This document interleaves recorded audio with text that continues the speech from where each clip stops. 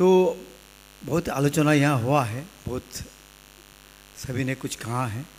मैं तुझसे अलग बोलना चाहता हूँ कि भारत के इतिहास जो है ये 78 साल का नहीं है। में स्वतंत्र तो हो गया, 78 साल हो गया है, और उतना ही नहीं है। भारत के इतिहास जो है हजारों साल पुराना इतिहास है। आज हम जो देखते हैं, जो आज जो स्वतंत्रता संग्राम में जो लोग बलिदान दिया है, आप नाम गिनेंगे आपके हाथ के कर ख़त्म हो जाएगा। आप 1 से 100 तक लिखेंगे सब भी ख़त्म हो जाएगा, लेकिन स्वतंत्रता सेनानी का नाम ख़त्म नहीं होगा। ठीक, उसका और पीछे जाइए आप पृथ्वीराज चौहान का नाम सुने होंगे, जो विदेशी ने पहली बार आक्रमण किए थे, पृथ्वीराज चौहान ने। उसी समय से भारत का इतिहास हमारा शुरू हुआ है, संग्राम के शुरू हुआ। इसके पहले मैं जो BTV आज इतना अच्छा कार्यक्रम श्रीमती मनीषा पाल महोदया ने आयोजन किया है, और उनका जो सेक्रेटरी है श्रीमती दीपान्विता देव महोदया, उनको मैंने शुभेच्छा देता हूँ, क्योंकि मनीषा जी को मैं बहुत पहले से जानता हूँ, आज ही 10 से जानता हूँ। क्योंकि मनीषा जी का जो संस्कार है वो ऐसा नहीं पढ़ाई लिखाई के संस्कार तो होता ही है, इनका पारिवारिक संस्कार है। हम कहते हैं कि आज जो डॉक्टर साहब ने आलोचना करके गए हैं कि ड्रग्स का एडिक्टेड हो जाते हैं, और वैसा ही परिवार में जो अच्छा वातावरण होता है वो बच्चा अच्छा निकालता है, आगे जाकर वो अच्छा काम करते हैं। मनीषा पाल महोदया एक बहुत बड़ा उदाहरण है। हम 80 दशक से उनका घर जाता हूँ, मैं राष्ट्रीय स्वयं सेवक संघ का काम से जाता था, हरियाणा में कोई बैठने तक नहीं देता था। एक मनीषा पाल के घर है, एक 2-4 और घर था, हम लोग बैठता था। उस समय उनके पिताजी माताजी राष्ट्रभक्ति पर उत्प्रेरित रूप से काम करते थे, और उनका संस्कार उनको मिला है।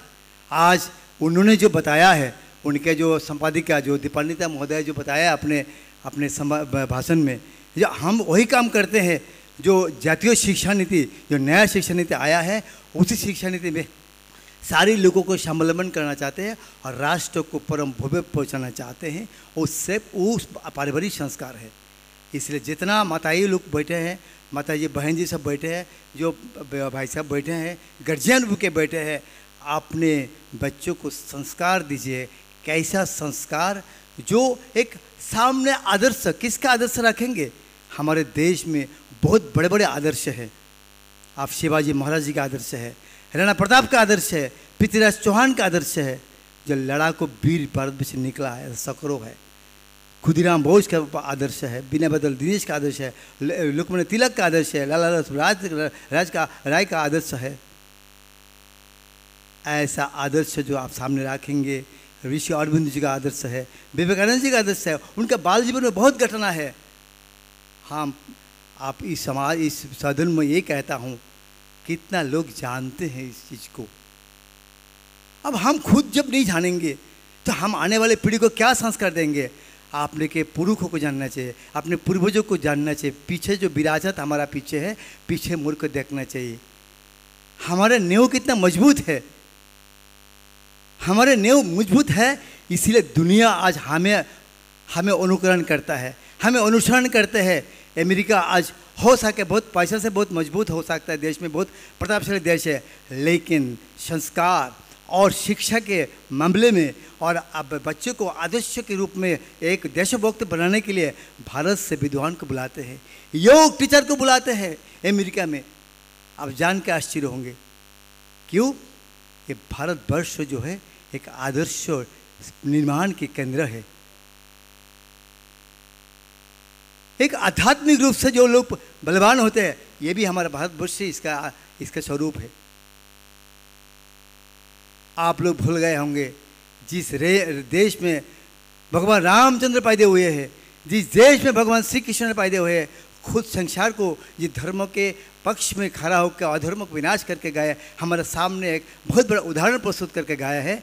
उस देश के नौजवान को ड्रग्स एडिक्टेड होना पड़ता है और डॉक्टर साहब के यहाँ होकर खड़ा होकर बोलना पड़ता है। हमारे देश के बहुत शर्म की बात है, बहुत शर्म की बात है।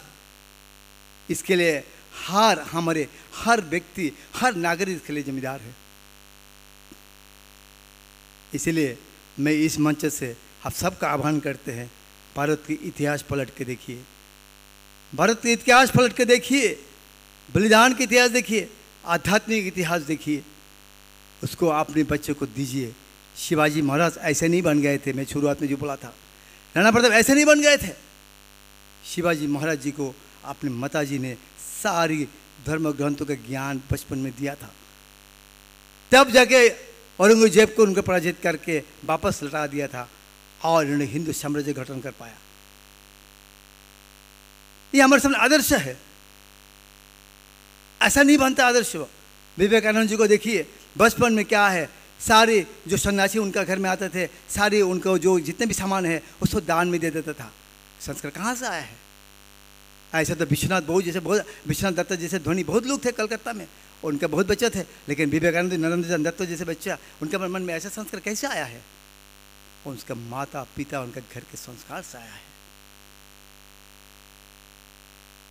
जात पात की बात हम करते हैं, विवेकानंद देखा गया है सारे घर में अलग अलग जात के लिए हुक्का रखता था। जो हुक्का है उन्होंने खुद हुक्का को अपने मुख में लिया, लगाया और खींचा, तो देखा अरे मेरा जात कहाँ से गया? नहीं गया है, अपने प्रमाण के स्वरूप में दिखाया।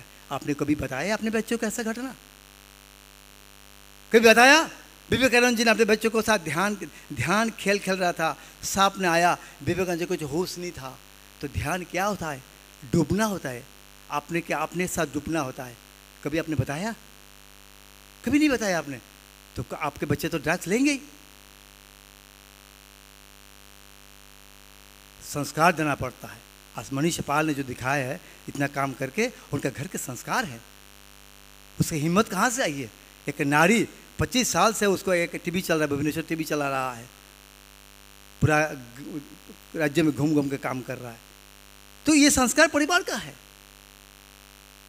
इसलिए ऐसा नहीं है, हमारा देश इतना ठुन को नहीं है।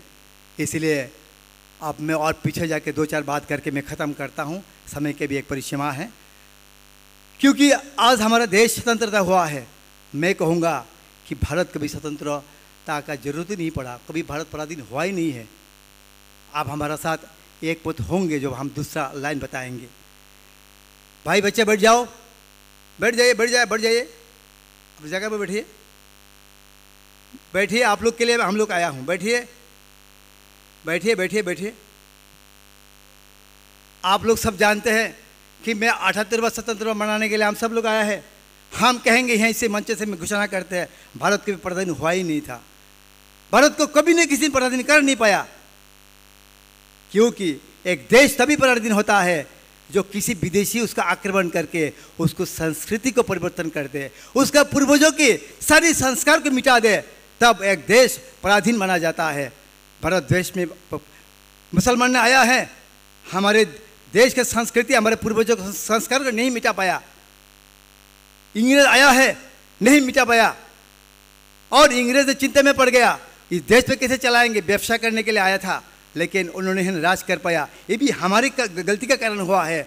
हमारे जो क्या कहते हैं, हम आपस में बंटवारा सिस्टम में था, एक नहीं था। हमारा देश एक है, राष्ट्र एक है। इंग्रेज आया है, उसके विरुद्ध लड़ाई करना है, मुगल आया है, उनके विरुद्ध एक साथ लड़ाई करना है, ऐसा मानसिकता का अभाव था। और सब राजाओं ने ऐसा सोचते थे कि उस फलाने राज्य में आक्रमण हो रहा है, मुगल ने आक्रमण किया, मेरा राज्य तो सुरक्षित है, जब मेरे राज्य में आक्रमण होगा तब मैं देख लूँगा। और जब उनका देश राज्य में आक्रमण हुआ, अभी पराधीन हो गया। ऐसा करते करते एक एक राजा ऐसे सोचते रहे, मेरा तो राज्य में कुछ हो नहीं रहा है, तो मैं क्यों जाऊँ मुगल्स के साथ लड़ाई करने के लिए, मैं क्यों जाऊँ इंग्रेज के साथ लड़ाई करने के लिए, तो मेरा राज्य तो सुरक्षित है। और अभी पराधीन हो गया, उनके राज्य में जो हुआ इसीलिए हुआ था कि वो अलग से बांटे बैठे थे राज्यों के राजाओं ने। एक साथ सब राजाओं ने आक्रमण करता, एकजुट होकर आज इंग्रेज और मुसलमान जो आक्रमण भारत में करके राज किया था, हजारों साल नहीं कर पाता, ये हमारे कारण हुआ था। लेकिन वो लोग राज किया, लेकिन हमारे संस्कृति नहीं मिटा पाया। इंग्रेज आया बिजनेस करने के लिए, लेकिन देखा यहाँ लोग तो बंटवारा है आपस में, उसमें कोई संगठन नहीं है, हम यहाँ बिजनेस करने के लिए यहाँ राज भी कर पाएंगे। लेकिन राज किया, लेकिन उन्होंने राज कैसे करेंगे? उन्होंने देखा सारी लोग का जो भारतीय संस्कृति, हिंदू संस्कृति के ये जो जड़ है इतना गहराई है और जो उसका ढूंढ ही नहीं पाया, वो मनुष्य का तो परिवर्तन नहीं कर पाया, अपने ओर से नहीं बना पा रहा है। अपने शासन चलाने के लिए इन्होंने मैकेले साहब को भेजा था। अब जाओ देखो एक भारतवर्ष में कैसे हम इंग्रेज नहीं बना पा रहा हूँ, हमारे मनुष्य का लुक कैसे नहीं बना पा रहा हूँ, तुम जाओ जाके उसको सर्वे करके आओ और बताओ हमको क्या करना चाहिए। मैकेले साहब ने जो बताया कि शिक्षा नीति को परिवर्तन कर दो, जो भारतीय आदमी का मानसिक जो ऊपर का अंश जो इंग्रेज कर दोगे, शरीर उसका भारतीय रहेगा और हमारे बात बोलेंगे। आज भी वही दशा हमारा है, हमारा शरीर तो भारतीय है, हमारा बोलचाल इंग्रेज हो गया है, हमारा संस्कृति इंग्रेज की ओर जा रहा है, हमारा जो स्वभाव है इंग्रेज की ओर जा रहा है। और मैकेले साहब परिवर्तन, लेकिन हमारा संस्कृति परिवर्तन नहीं कर पाया उन्होंने। ये भी आज 78वां स्वतंत्रता दिवस में पालन करना चाहिए। इसलिए मैं कहता हूँ भारतवर्ष में कभी पराधीन नहीं हुआ है, क्योंकि हमारा संस्कृति नहीं परिवर्तन कर पाया है। इसलिए आप सबसे आज 78वां जो स्वतंत्रता दिवस है उसमें मैंने एक आग्रह करता हूँ, भारत का इतिहास ठीक से पढ़िए, भारत के इतिहास को जानिए। आज हमारे स्वतंत्रता के बाद एक विडंबना ऐसा आया है, देश बंटवारे के साथ अब हमारा देश का जो स्वतंत्र देश का शुरुआत हुआ है। और शिक्षा कहाँ का था? शिक्षा हमारा जो इंग्रेज जो शिक्षा दे के गए थे वो शिक्षा ही हम लेके चला। आज हमारे देश में नया शिक्षा नीति आया है, क्योंकि नया शिक्षा नीति क्या है? वो शिक्षा नीति वो है कि हमारे जो गुरु परंपरा थे, ऋषि परंपरा थे, गुरुकुल में जो शिक्षा दिया जाता था, अब बच्चे को हाथ पकड़ के, क्योंकि हमारे देश ऐसा देश है कि देश में पहली विश्वविद्यालय था तक्षशिला विश्वविद्यालय, और उस विश्वविद्यालय में सारी देश से, पूरा पृथ्वी से लोग आके पढ़ के अपने विद्वान हो जाता था। और उसमें किस प्रकार की शिक्षा होता था? एक स्वावलंबन का शिक्षा होता था। वो शिक्षा करके वहाँ जाके अपने खुद अपने को रोजगार और परिवार चलाने का शिक्षा दिया जाता था। ऐसा शिक्षा व्यवस्था हमारे देश में था। लेकिन स्वतंत्रता के बाद इतना विडंबना था, जो सरकार आया है वो सरकार उस पर ध्यान नहीं दिया, और जो चला उस पर चला। आज देश के इतने बेरोजगारी है और देश के जो शिक्षित लोग हैं वो सब नौकरी के लिए ढूंढ रहा है। हम नौकरी कैसे देंगे किसी को, ऐसा ऊपर ध्यान नहीं देते हैं। हम कैसे अपने स्वावलंबन हो सकता है, इस प्रकार की शिक्षा ही नहीं है, वो कहाँ से मिलेगा? इसलिए सब जो बेकार जो है, मतलब बेरोजगार है, वो एक नौकरी के लिए, सरकारी नौकरी की ओर भाग रहा है। इसीलिए इस जो भारत सरकार वर्तमान जो है वो नया शिक्षा नीति लाया है, और कुछ नहीं है, ये सब हमारी परंपरा है, हमारी ऋषि परंपरा है, जो हमारी गुरुकुल परंपरा है, उसी परंपरा जिस प्रकार शिक्षा देके और हमारे अपनी भाषा से, अपनी मातृभाषा से, जो अपनी भाषा जो हम बोल सकते हैं, जिस भाषा से हम अच्छा से ज्ञान अर्जन करके उस ज्ञान को दूसरे और हम दे सकते हैं, आने वाले हमारे सामने जो रहेंगे उसको हम ट्रांसफर कर सकते हैं, जो हमारे परंपरा से आया है। उसी प्रकार शिक्षा व्यवस्था लागू हो रहा है। अभी एक चीज़ लागू होने से तुरंत नहीं मिलता है। 78 साल से वो जो व्यवस्था चल रहा है उसमें जंग लग गया है। उस जंग को जो है एक लोहा में जंग लग जाए उसको भी घसने में जो कुछ दिन लग जाता है, उसको एक चमकने में। और जो शिक्षा नीति नया आ रहा है, आने वाले दिन में वो चमकेगा। और भारतवर्ष से जो एक लक्ष्य लिया है